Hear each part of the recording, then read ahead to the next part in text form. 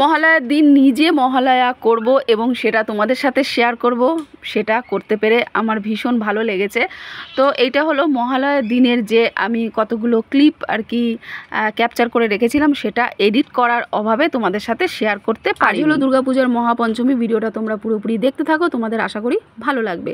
তো পুজো আসলেই আমার টুকটাক কয়েকটা ব্লাউজের অর্ডার পড়ে, তো সেরকমই আমার অর্ডার পড়েছিল মহালয়ের বেশ কিছুদিন আগে।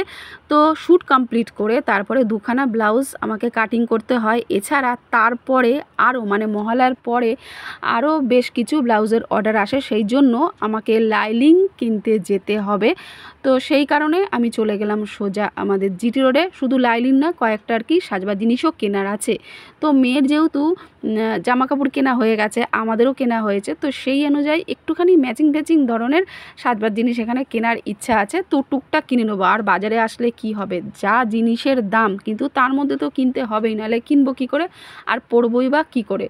তো চলো, ওইদিকে আমাদের সাজার জিনিস টুকটাক তো কেনা চলছে। আর চলে আসলাম টুকির বাবার দোকানের এখানে। ছেলে তো ফুচকা মানে ছেলে মেয়ে দুজনেই ফুচকা খেলো, আর ওদের থেকে একটা দুটো খেয়ে নিয়েছি, আমার হয়ে গেছে। অনেকদিন ধরে হাতে রেডিমেড শাঁখা পরেছিলাম, মোটামুটি 1 বছর তো হবেই, আর ভালো লাগছিল না। টুকির বাবাকে অনেক দিন আগেই বলেছিলাম বাজারে গেলে বরঞ্চ শাঁখা আমি কিনে নেবো। তো ওর বাবা বলছিল যে ঠিক আছে, শপিং যখন করতে বেরোবো তখন শাঁখাটা কিনে নেবে।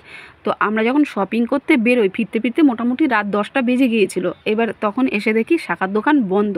তো আজকে যখন দেখলাম সাজবার জিনিস কিনতে বেরোলাম, মানে টুকটাক শাঁখাটা আজকেই কিনে নেবো। তোর বাবা বলছে ঠিক আছে তাই কিনে। সাজার জিনিস আমাদের কেনা কমপ্লিট হয়ে গেছে, সেটা তোমাদের সাথে আমি পরে শেয়ার করব।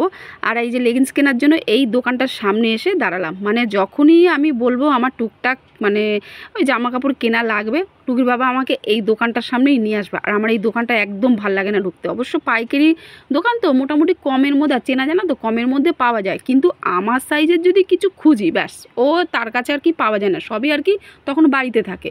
ওই জন্য আমার আর মেয়ের একদম পছন্দ হয় না এই দোকানটায় ঢুকতে। তারপরে চলে আসলাম ব্লাউজের লাইলিনের দোকানে, দেখি মা দুর্গাকে নিয়ে যাচ্ছে। পুজো যত এগিয়ে আসছে মানুষের শপিং করার ভিড় তত বেড়েই চলেছে। আর আমি সোজা চলে আসলাম এই শাঁখার দোকানে।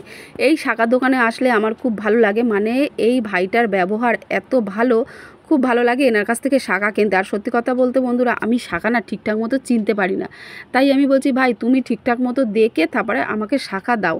তো প্রথমে একটা হাতে শাঁখা পরিয়েছিল, সেটা ঠিক মানে দেখতে ভালো লাগছিল না, কেমন টাইপের মানে মুখের শাঁখা।